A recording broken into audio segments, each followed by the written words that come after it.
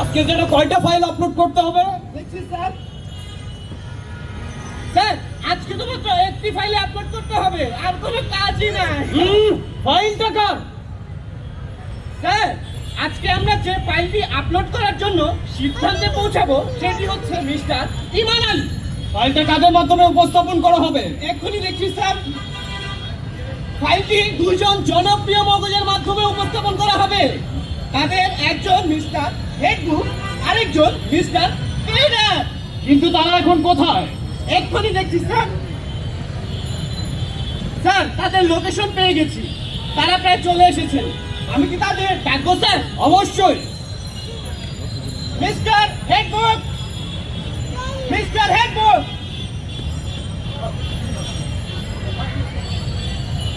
মাননীয় সিটু, আমি আসলে মানুষের অ্যালগরিদমে খেলি তো, তাই একটু দেরি হয়ে গেছে। আমরা কি তাহলে শুরু করি? Mister পেডার, mister পেডার। রাস্তায় এত জ্যাম ছিল, আমি তো পুরাই অবাক। এখন কি করবো স্যার? এবার তো জলদি শুরু করুন। জি স্যার। মিস্টার পেরাব, আপনাকে একটা হিস্ট্রি পাঠাচ্ছি, প্লিজ ডাউনলোড করে রাখুন। এখনই করছি। আপনারা দুজন কি কবরের ফেরেশতা? হ্যালো, আমি হেডবুক। আর আমি ফেডার। ও মাই গড, ও মাই গড। কি হয়েছে? স্যার তারা মনে হয় বড় কিছু পেয়েছে। মাননীয় সিটু, আমি দেখতে পাচ্ছি ইমান আলীর পুণ্যের সাইজটা ঠিক আছে, 20 MB, কিন্তু ওনার পাপের সাইজটা 20 GB। তাহলে মাননীয় সিটু আমরা কি করবো? ওনার 20 বিসি কি ভাই? 20 বিসি কি? বিচি না ইমান আলী, আমি বোঝাচ্ছি। 20 MB হচ্ছে ধরেন একটা ছোট্ট আলু, আর 20 GB একটা একটা বড় একটা বড় আলু। আমি কি শুধু পাপই করছি, কোনো পুণ্য করি নাই? করেছেন তো, ওই যে 20 MB ছোট্ট আলু। মাননীয় সিটিউ, তাহলে আমরা কি ওনার পুণ্য দিয়ে শুরু করব নাকি ওনার পাপ দিয়ে? ওনার পাপের সাইজ যেহেতু বড়, আপনি পাপ দিয়েই শুরু করুন। হ্যাঁ, মাননীয় সিটিউ, আমরা দেখতে পাচ্ছি ইমান আলী ছোটবেলা থেকেই বদমাস। উনি গরিব ঘরের সন্তান ছিল। ওনার মায়ের ছিল একটি শাড়ি, উনি প্রতি রাতে সেই শাড়িতেই হিসু করতেন। তখন তো সে ছোট ছিল।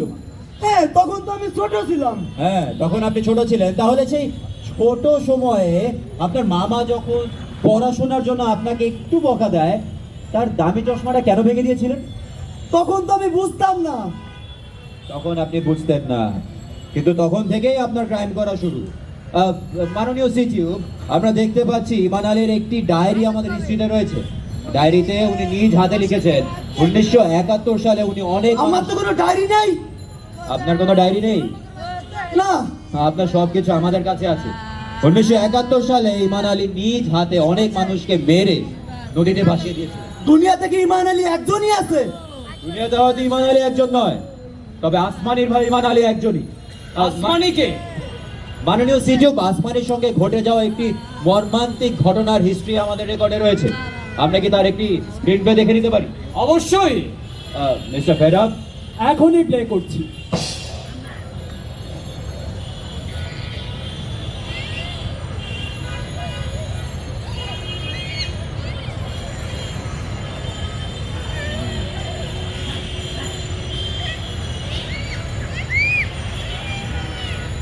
ভাইজান,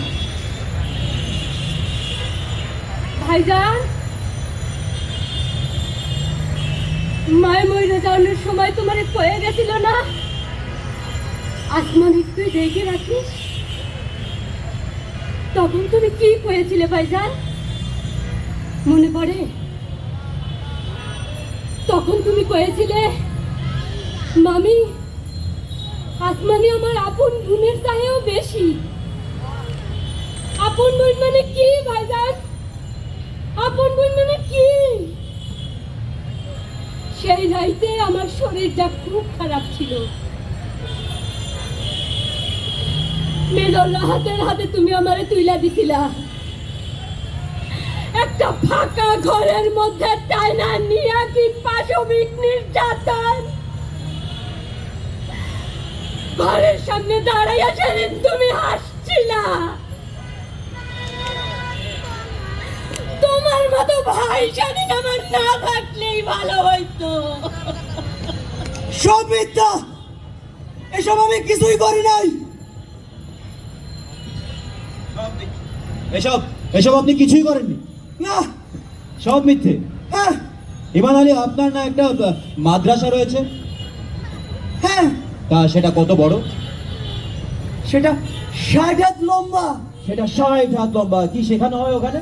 সেখানে সঠিক শিক্ষা দেওয়া হয়। সেখানে সঠিক শিক্ষা দেওয়া হয়। দূর দূরান্ত থেকে ছেলেপেলেরা এসে সেখানে সঠিক শিক্ষা গ্রহণ করে।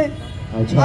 আর ধর্মে বলা আছে, সঠিক শিক্ষার জন্য যদি সুদূর চীনে যেতে হয় তাহলে সেখানে যাওয়াও ভালো। হ্যাঁ, সঠিক শিক্ষার জন্য যদি সুদূর চীনেও যেতে হয় তবে সেখানেই যাওয়া ভালো। তাহলে আপনার সন্তানকে আপনি সুদূর চীনে না পাঠিয়ে, আপনার ওখানেও না পড়িয়ে অক্সফোর্ডে কেন পাঠিয়েছিলেন?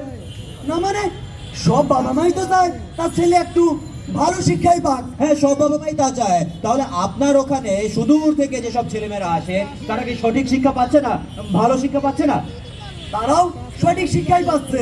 তারাও সঠিক শিক্ষা পাচ্ছে। আপনার রজবের কথা মনে আছে? রজব? হুমায়ুন? হুমায়ুন? মাননীয় সিটিউ, আমাদের কাছে রজব এবং হুমায়ুনের সঙ্গে ঘটে যাওয়া কিছু ঘটনার রেকর্ড রয়েছে। আমরা কি তার একটি স্ক্রিন প্লে দেখে নেব? অবশ্যই। মিস্টার ফেরাব, এখনই প্লে করছি।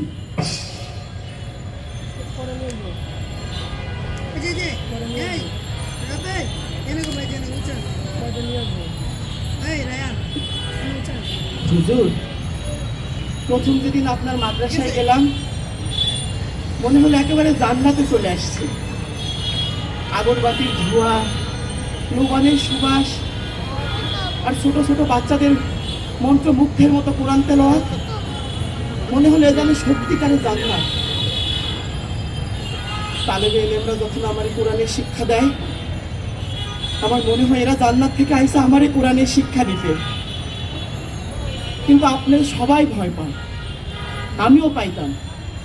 আমি যখন গ্রামে খালার বাড়িতে বেড়াতে যাইতাম, পুকুরে অনেক ঝাপাঝাপি করলে বড় খালু কান ধইরে একবারে টাইনে দিত। আপনি ঠিক এরকম। আসলে গ্রামে বড় হয়েছি তো, মনটা একদম খোলা আকাশের মতো, পাখির মতো উড়ে বেড়াতে চায়। মাদ্রাসার এসব নিয়ম কানুন আমারে বাঁধতে পারে না। একদিন হয়েছে কি, মাগরিবের নামাজের সময় আমার কান্দে শয়তানে ভর করছে। সেজদা দিতে গিয়া হঠাৎ ঘুমায় পড়ছি। তারপর দেখি আপনি আমার ঘাড়ে ধইরা বেদ দিয়া ঠাস ঠাস করে মাইরা কইলেন যে এশার নামাজের পরে আপনার রুমে যাইতে, আপনি আমারে তালিম দিবেন, আর তালিম দিলে আমার ঘাড়ে শয়তান ভর করবো না। আমি গেলাম, চারদিকে সবাই জোরে জোরে কোরআন তেলাওয়াত করতেছে। ঠিক এর মাঝখানে আপনি কইলেন ঘরের খিলটা আটকে দিতে, আমি আটকাই দিলাম। তারপর আমি বললাম, হুজুর সাইরা দেন হুজুর, হুজুর আমি আপনার ছেলের মতো, হুজুর হুজুর আমার ব্যথা লাগতেছে, হুজুর হুজুর আমার সাইরা দেন। রজব চুপ!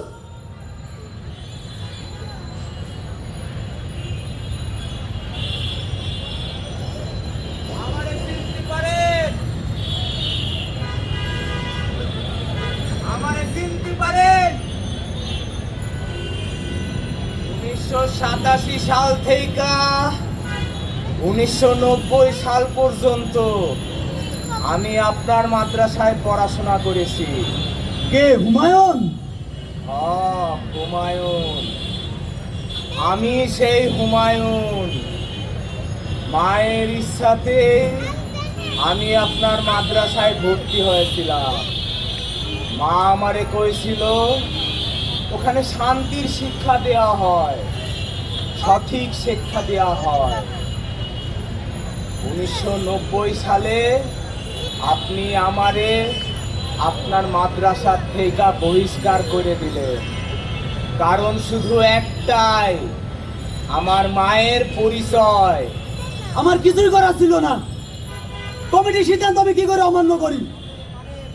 আর ধর্ম নষ্ট হয় এমন করে কাজ আমি করতে পারি? দৈনিক পত্রিকায় তোর মার নামে যে লেখা ছাপা হয়েছিল তা কি করে অস্বীকার করি?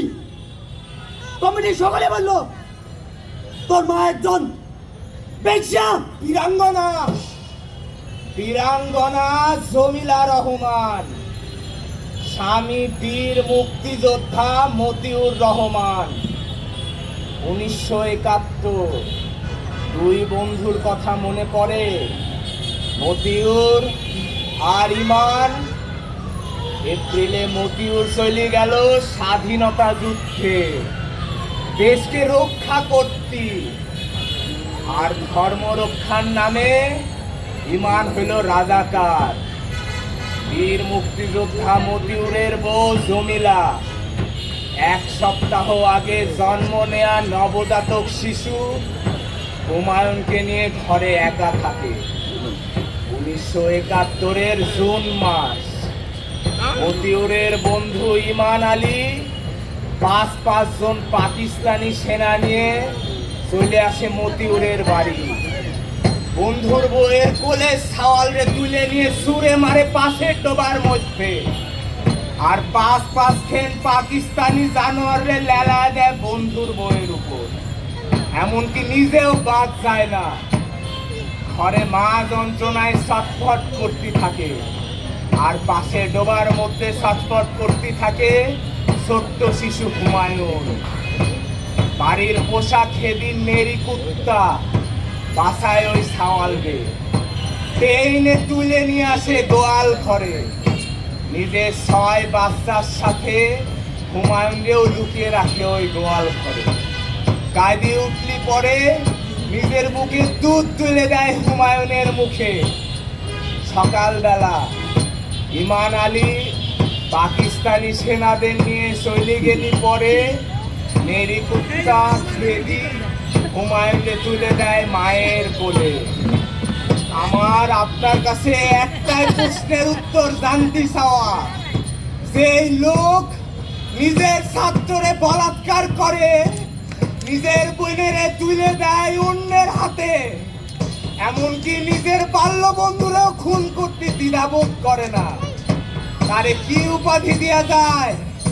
কতি পারেন আপনি?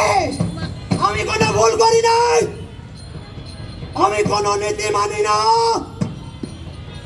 আমি নীতির জন্ম দেই, সেটাই সঠিক নীতি। সঠিক নীতির জন্য যদি আমার 100টা খুন করতে হয় আমি তাও করব। জীবনে আমি 98টা খুন করছি, তুই আর তোর মা এই দুইজনকে খুন করে আমি 100টা খুন পূর্ণ করব। 100টা খুন, একটা ইতিহাস, একটা নতুন ইতিহাস, একটা নতুন ইতিহাস। মাননীয় সিটিউ, ইমান আলী ওনার সকল পাপ মেনে নিয়েছেন। উনি বলেছেন 100টা খুন, এক নতুন ইতিহাস। ইমান আলীর সব পাপ মোচন হয়ে গেছে। তাহলে মাননীয় সিটিউ, আমরা কি এই পাপ মোচন ইমান আলীকে আপলোড করে দেবো নাকি এখানে রাখবো? কিচ্ছু বলি নাই, আপনি কিছু আমি বলেন কিচ্ছু বলি নাই। ইমান আমি আলী, কিচ্ছু বলি নাই। ইমান আলী আপনি নিজে আমি স্বীকার কিচ্ছু করেছেন জানি না। তোকে খুন করে, আমি তোর মাকে কিচ্ছু খুন বলি করে নাই। 100টা খুন আমি হবে। কিচ্ছু বলি 100টা নাই। খুন, এক বড় ইতিহাস, এক নতুন ইতিহাস, এক নতুন ইতিহাস।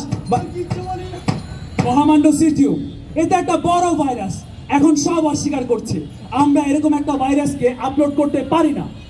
স্যার, তাহলে কি আমরা বিষয়টা ধামাচাপা দিয়ে দেব? দাঁড়ান, বিষয়টা এত সহজ নয়। এরকম একটি ভাইরাসকে ধ্বংস করতে হলে আমাদের একটি শক্তিশালী অ্যান্টিভাইরাস যোগান দিতে হবে। যোগান না হওয়া পর্যন্ত এরকম একটি ফাইলকে আপলোড করা যাবে না।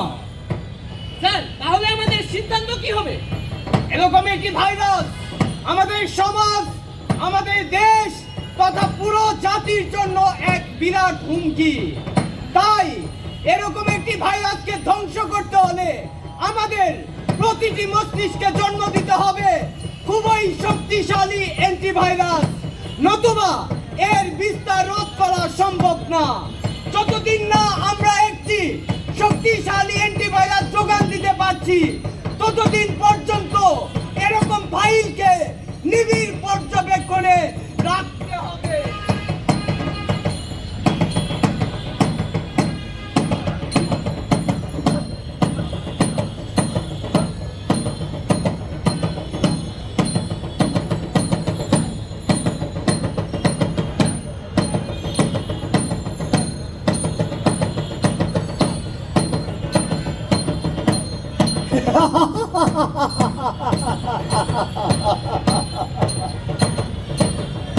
আমি ভাইরাস, আমারে দমন করতে হবে।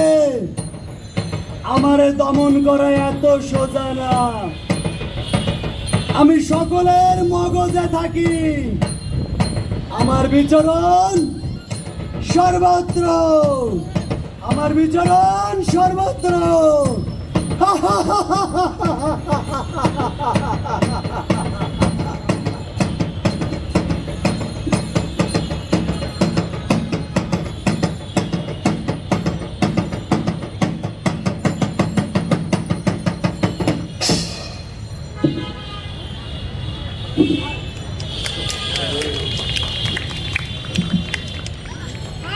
ধন্যবাদ বাতিঘরকে। এ পর্যায়ে আজকের এই আয়োজনের সমাপনী বক্তব্য রাখবার জন্য মঞ্চে অনুরোধ জানাচ্ছি শ্রোতা